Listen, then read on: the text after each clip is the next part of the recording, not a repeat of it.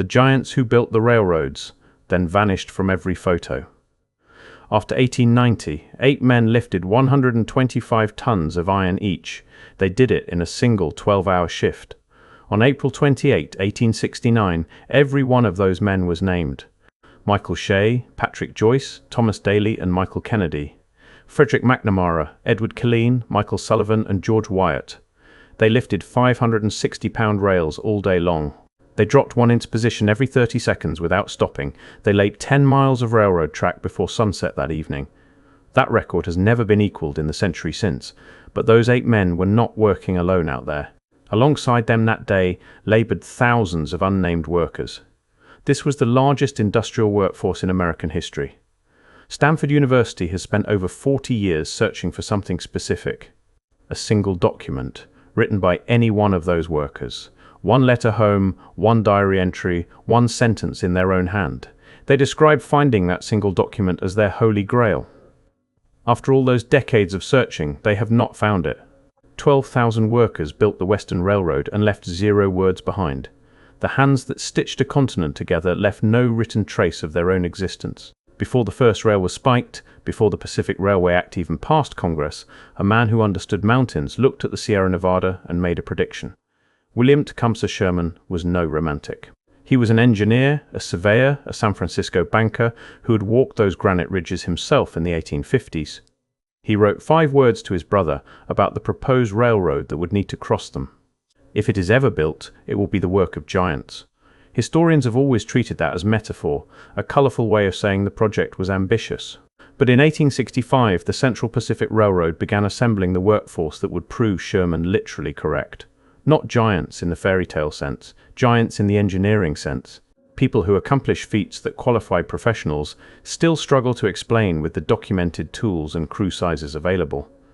Consider what that workforce actually did. They blasted 15 tunnels through solid Sierra granite using black powder and, eventually, nitroglycerin manufactured on site because shipping it was too dangerous. At the summit, they carved 1,654 feet of tunnel by hand. Progress was measured in inches per day. Chinese workers were lowered on ropes down sheer cliff faces to drill holes for explosive charges.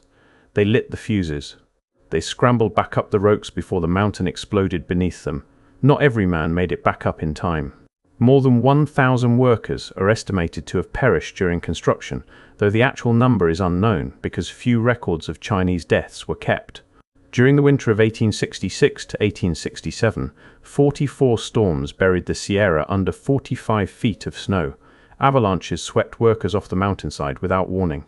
When spring came, some were found still standing, frozen upright, shovels in their hands.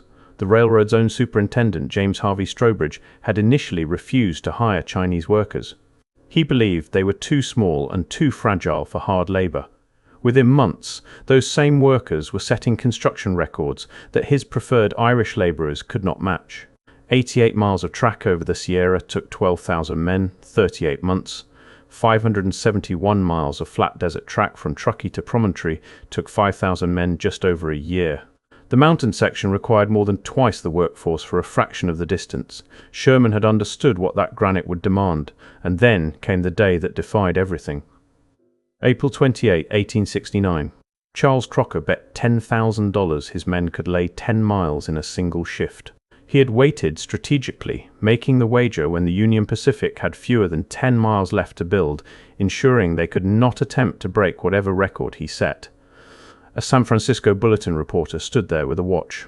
He timed the rail teams twice. 240 feet of iron placed in 1 minute and 15 seconds.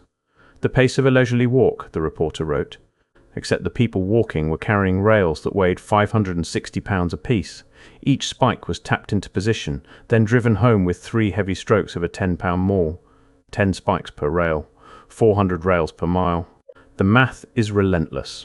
By day's end, they had moved over 4,400,000 pounds of material, 25,800 ties, 3,520 rails, 55,000 spikes, 14,080 bolts. When it was over, the 8 Irish rail handlers rode in a wagon through Sacramento's railroad celebration.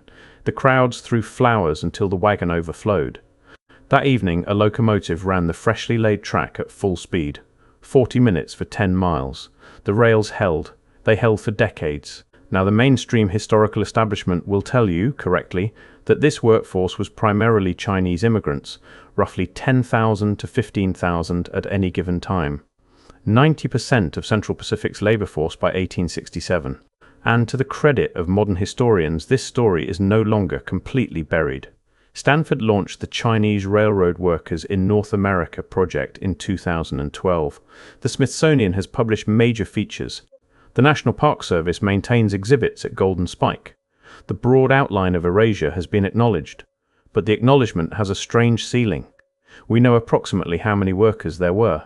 We know they were paid $30 to $35 in gold per month, roughly half what white workers received for identical labor. We know they went on strike in 1867 and that Central Pacific broke it by cutting off food supplies to their camps. We know they ate dried vegetables and drank boiled water, which made them healthier than their counterparts. We have their archaeological remnants, ceramic soy sauce jugs, Qing dynasty coins, fragments of teacups unearthed from the Utah desert. What we do not have is them. Not as individuals, not as people with specific histories, families, and inner lives. 12,000 human beings compressed into a demographic statistic and a handful of broken pottery. This is where the records themselves become the story. The California State Railroad Museum states plainly that it does not have complete employee records for any railroad, not one.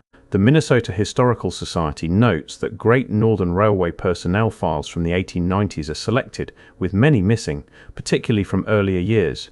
Family historians are warned that railroad employment records are scattered across hundreds of repositories and that many have been destroyed or simply lost. Before 1937, there was no centralized system. Every record lived with an individual company. And companies did not stay individual for long.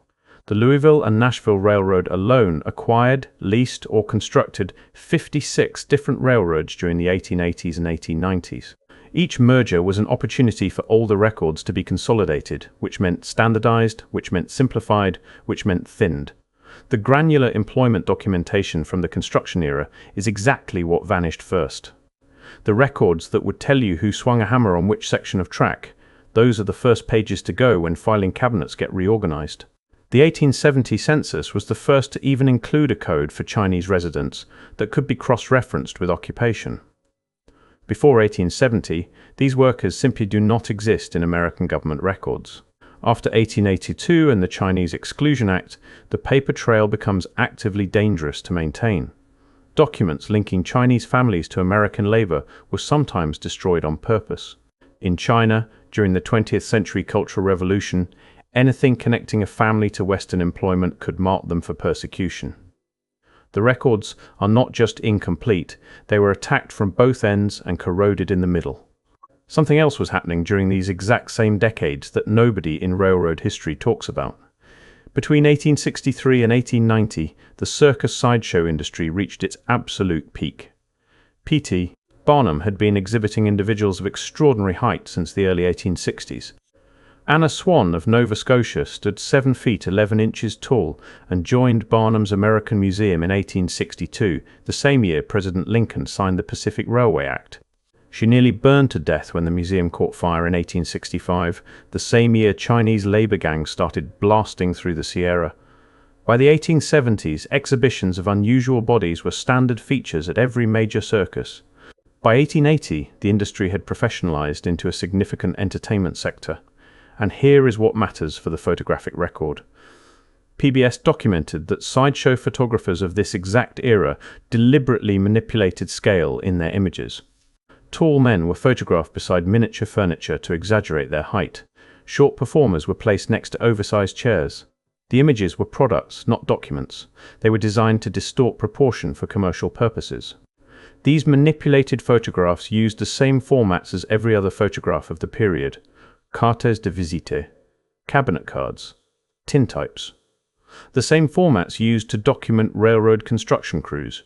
Two industries running on parallel tracks during the same narrow window, one building the physical infrastructure of the nation, the other absorbing unusual human bodies into the entertainment infrastructure, both producing photographs in identical formats, and the overlap in their timelines has never been seriously examined.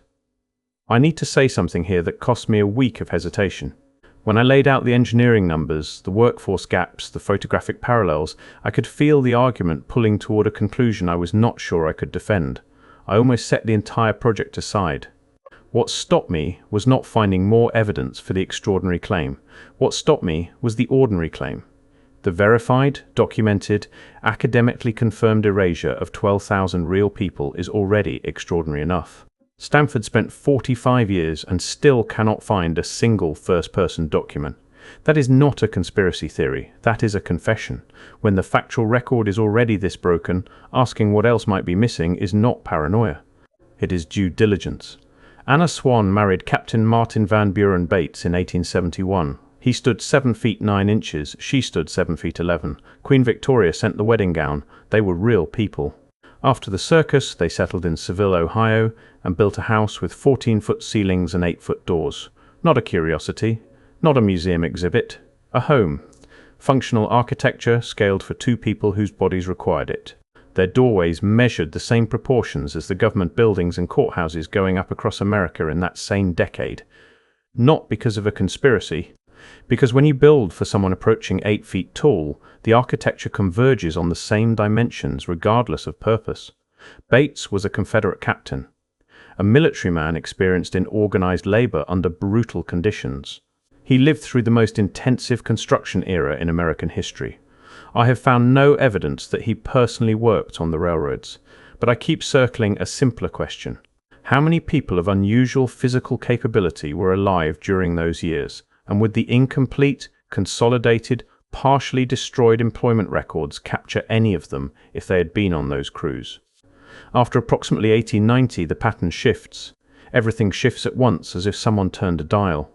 Sideshow attendance begins its long decline as motion pictures and amusement parks emerge as competing entertainment. Railroad photography moves from candid crew documentation to controlled corporate compositions. The Chinese Exclusion Act has already severed the immigrant labor pipeline that built the western half of the nation's rail network. Railroad companies undergo a wave of mergers and record consolidation that swallows individual employment files by the thousands. The kind of photograph where a crew stands together at end of track, tools in hand, faces visible, that format vanishes from the archive. It is replaced by promotional images. Locomotives gleaming, stations freshly painted, people carefully arranged. The granular human record of who actually did the work narrows exactly when it would become most useful to answer these questions. Stanford's researchers have used census cross-referencing, descendant oral histories, archaeological excavation, and international archival collaboration to reconstruct what they can. They can name some workers now, they can trace some family lines. But the complete picture, their own word for it, remains a holy grail. An object of faith as much as scholarship. There is something about the 1969 centennial ceremony at Promontory Summit that crystallizes everything. 100 years after the Golden Spike, the Chinese Historical Society of America sent a delegation to the anniversary celebration. They were unexpectedly excluded from the official program. The one Chinese speaker who had been invited was bumped from the stage. The reason, preserved in multiple historical accounts, is that John Wayne showed up. A movie star replaced the descendants of the actual builders at a ceremony honoring what their ancestors built. 100 years of erasure, and the centennial itself became another act of erasure. The names on the stage did not match the names on the rails. Your town has a railroad, or it has the scar where one used to run, a corridor of gravel and wildflowers cutting through the grid of streets. You have driven over crossings without thinking about who graded the earth beneath those rails. If your family came to America between 1863 and 1890, the infrastructure that carried them was built by people the records chose not to see. Not hidden by a shadowy conspiracy, just never written down, assigned a number instead of a name, photographed but not captioned, present in every image and absent from every ledger. There are more than 1,300 photographs from the construction era held across American archives and museums. Many have never been fully digitized. Some require academic credentials to access. The originals sit on glass plate negatives in climate-controlled storage, holding a level of detail that no reproduction has captured. Every face in those images belongs to a person who lifted iron, drove spikes, and risked death for $35 a month. Most of them will never be identified. The question I cannot stop asking is not whether giants built the railroads. The question is what the complete story would look like if every photograph were digitized, every archive fully opened, every name recovered from every fragment of surviving paperwork. Because right now we are trusting a version of this history that even the institutions preserving it admit is incomplete. The rails still run, the tunnels still hold, the engineering still functions after more than a century and a half. But the full accounting of who laid those rails, what they looked like, what they were physically capable of, that remains locked away. Locked in collections that are only partially accessible. Preserved in records that are only partially intact. Captured in photographs that are only partially digitized. We counted every spike. 21 million hammer strokes between Sacramento and Omaha. We mapped every mile. We calculated every dollar of profit the railroad barons extracted. What we cannot do after 156 years is name the people who carried it all on their backs. The iron remembers their weight. The granite remembers their blasting. The records forgot their names. Whether we choose to keep forgetting is the only question that remains.